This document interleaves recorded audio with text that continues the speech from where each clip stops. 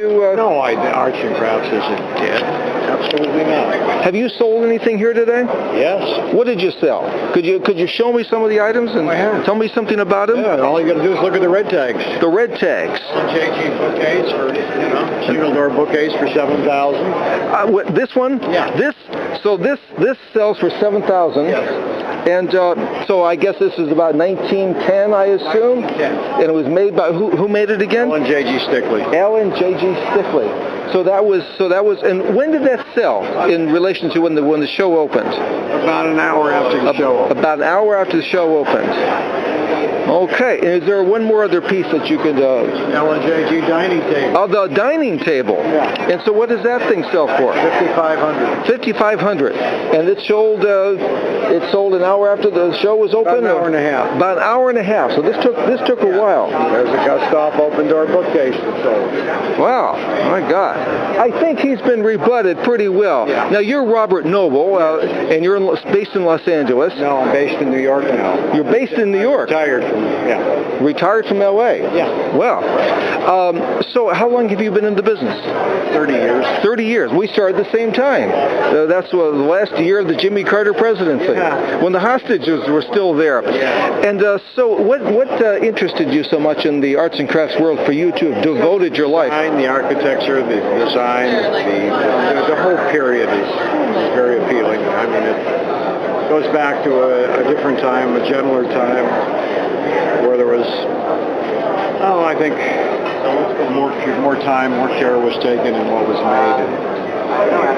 Well, outside of Stickley, who would you say would be the second person that would be the major figure in arts and crafts furniture? Well, you got to realize there were 5 Stickleys. Well, let's get all the Stickleys out of there. Besides Charles Lindbergh certainly was one. There were a number of Americans that were involved that had smaller companies. There was a company out of Cincinnati, Ohio, Shop of the Crafters, which was a man by the name of Oscar Onken. The guy in upstate New York, Mr. Roycroft. Roycroft did some amazing stuff. So it was, and out here in California, as far as metalwork, potters, all of the decorative arts pretty much were summed up during that period. Now, of course, they pertain to that period, but they were, So, I mean, is it fair to say that modern, deco, Art Nouveau, that all these things grew out of arts and crafts? I don't know that they grew out of, but they certainly, proceeded it by, decos came in around 1920, but its first influence was in Paris. And then the modernism began in the 40s.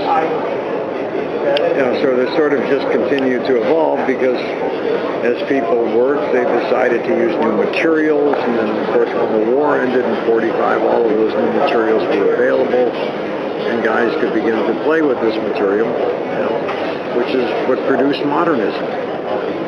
Great. Well, can I get a shot of you over by that item? Get a shot of my wife. Well, you're the one I'm interviewing. She's more attractive. Well, there's no question about that. By some piece.